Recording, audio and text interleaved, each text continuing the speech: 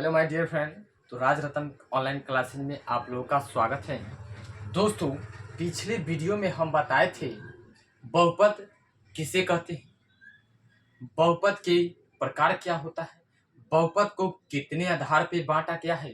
तो पिछले वीडियो में हम आप लोग को बताए थे कि बहुपद को दो आधार पे बांटा गया है, पद के आधार पे और किस चीज के आधार पे, घात के आधार पे। तो पद के आधार पर 3 प्रकार और घात के आधार पर कितने प्रकार का, 3 प्रकार का। इसमें हम बताए हैं कि घात के आधार पर बहुपद 3 प्रकार के होते हैं, उसी के दो बताएंगे और अगले वीडियो में त्रिघात पे चर्चा करेंगे। एक पदी, द्विपदी, त्रिपदी बहुपद का कोई महत्व नहीं है, उसको आप देख के पहचान लीजिएगा कि एक पद है, द्विपद है, त्रिपद है। लेकिन अगर आपसे इसमें बोर्ड एग्जाम से आपको द्विघात बहुपद से अधिक सवाल पूछा जाएगा और रैखिक बहुपद से हल्का हल्का, त्रिघात से थोड़ा और हल्का पूछेगा। लेकिन सबसे पहले देखेंगे बहुपद के प्रकार में घात के आधार पर 3 प्रकार का होता है, जिसमें हम रैखिक पर और द्विघात पर आज चर्चा करेंगे। तो रैखिक बहुपद किसे कहते हैं? तो रैखिक कहने का मतलब है एक घात होना चाहिए अधिक से अधिक। लेकिन अब ये सोचिएगा कि रैखिक मतलब नहीं समझे तो याद रखिए, वैसा बहुपद जिसका अधिकतम घात एक हो। अधिकतम घात कितना हो? एक हो, रैखिक बहुपद क्या कहलाता है? रैखिक बहुपद कहलाता है। इसके बाद देखेंगे इसका व्यापक रूप ax प्लस बी होता है। आपको एग्जाम में पूछेगा रैखिक बहुपद का व्यापक रूप होता है, ऑप्शन में 4 दे देगा, उसमें एक ये भी रहेगा, तो इसमें टिक मारिएगा। रैखिक बहुपद का व्यापक रूप क्या होता है? ax प्लस बी होता है। इसके बाद देखेंगे इसका अधिक से अधिक शून्य कितना होगा? एक। इसका अधिक से अधिक शून्य कितना होता है?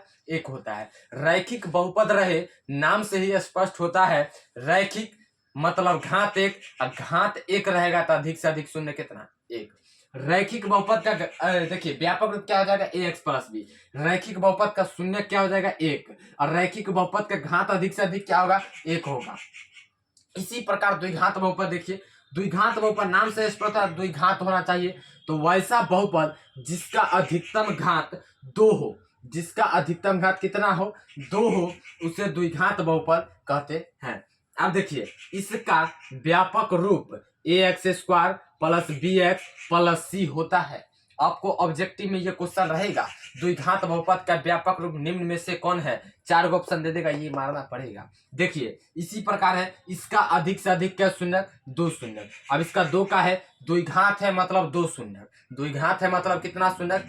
2 सॉरी, त्रिघात रहे तो 3, चतुर्थ घात रहे तो अधिक से अधिक क्या शून्य? 4। तो इसी प्रकार इसमें कहता है द्विघात बहुपद के अधिक से अधिक कितना शून्य? तो 2 शून्य। अब देखिए हम मान लिए कि एक शून्य क्या है? एक शून्य क्या है? अल्फा है, और एक शून्य क्या है? बीटा है। अब दोनों शून्य का अगर द्विघात बहुपद का निकलेगा तब उसको जोड़ेंगे तब क्या आएगा? उसका फॉर्मूला है। अब देखिए, अब हम मान लिए तो आपको दे दिए 2x square plus 3x minus 5, ये द्विघात बहुपद है। अब कहेंगे इसके शून्यकों का योग निकाले, मतलब देखिए कौन बहुपद है? द्विघात बहुपद। अधिक से अधिक कितना शून्यक होगा? 2। अब इसको गुणनखंड विधि से दोनों का x का मान 2 निकलेगा, कुछ न कुछ। अभी दोनों के जोड़ेंगे तो आएगा आंसर। लेकिन इसके शून्यक का योग और शून्यक को गुना करने पर जो आता है उसका 2 फॉर्मूला यहाँ पर दे दिया गया है।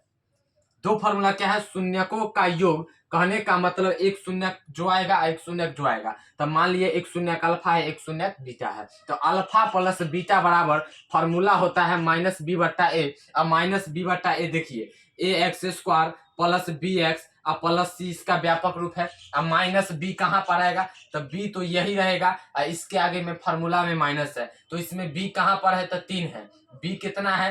3 है। ए कितना है? ए 2 है। और सी कितना है? -5 है। अब देखिए माइनस बी बाई ए, तो माइनस पहले फॉर्मूला वाला, बी के जगह पर कितना है? 3, और ए के जगह पर कितना है? 2। अब इसका जो 2 को शून्य का आएगा, दोनों के जोड़ के -3/2 आएगा। तो मतलब शून्यकों का योग का फॉर्मूला क्या हो गया? माइनस बी बटा ए। अब शून्यकों का गुणनफल, तो इसका जो 2 शून्यक निकलेगा वो दोनों को गुना करेंगे तब क्या आएगा? तो दोनों को गुना करेंगे तो देखिए यहाँ पर देखिए फॉर्मूला क्या है? सी बटा ए। तो सी के जगह पर क्या है? तो -5, और ए के जगह पर क्या है? 2। अब देखिए दोनों को गुना कीजिएगा तो -5/2 आएगा। अब इसी प्रकार हम देखेंगे कि द्विघात बहुपद का जब शून्यक के योग और शून्यक का गुणनफल दे दिया गया। अब देखिए इसमें तो शून्यक दिया है, तो अब शून्यक दे दिया तो हम शून्य का योग और शून्य का गुणनफल निकाल लिए। अगर यही दे दे, ये और ये दे दे, तो हम कहेगा द्विघात बहुपद निकालने।